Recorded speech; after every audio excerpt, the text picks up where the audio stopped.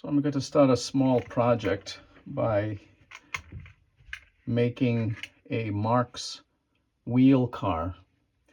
It is an unnumbered item from Marx, and basically all it is, it's a couple of 6-inch chassis riveted together with 6 sets of wheels that fit onto the top section.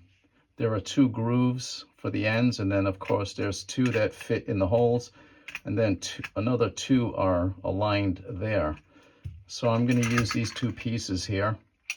I'm going to use this for the bottom because it's the better looking piece. I'm going to switch these couplers for these tab and slop couplers. And the top part is usually red, so I'm going to strip this, prime it, and spray paint that red. Then I will attach the 2 pieces, and I'm going to put 6 sets of wheels in there. Now, as far as the wheels, even though I have plenty of these, I really don't want to use up 6 sets of wheels just for this car. So I have these right here. I don't know where I got these from. Maybe a cheap Marx plastic set, possibly. They're O gauge and they fit right in the slots perfectly.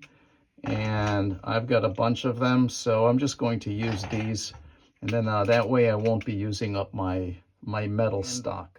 So if you're considering doing one of these and you don't have these wheels, another option that I was considering was I do have a lot of plastic wheels from Marx.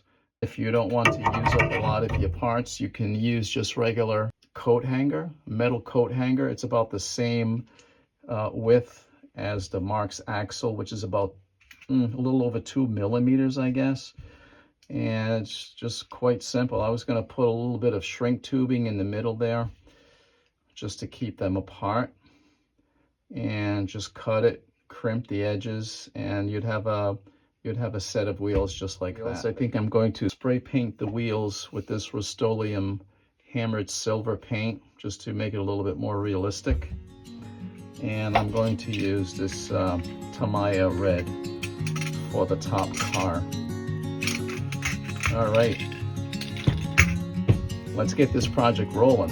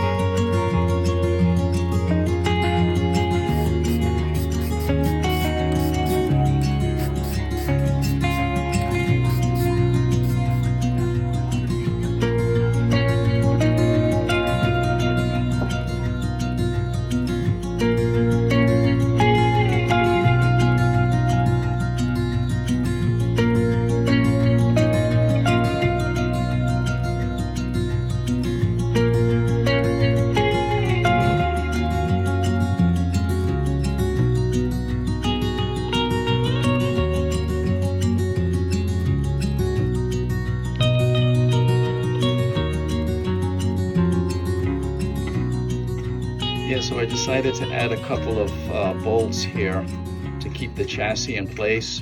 I guess normally you would just use like one rivet to hold the two pieces together and the coupler, but I want these to be tight, and if these are tight, then the coupler would not move. So that's why I decided to put those two extra nuts and bolts in there to hold the chassis tight, and I did the individual rivets for the coupler. And then of course the coupler didn't move because the head of the bolt was in the way, so we had to cut that a little bit. But I'm happy with it. Scratched up the pan a little bit, but what are you gonna do? Nothing is easy, but it's fun.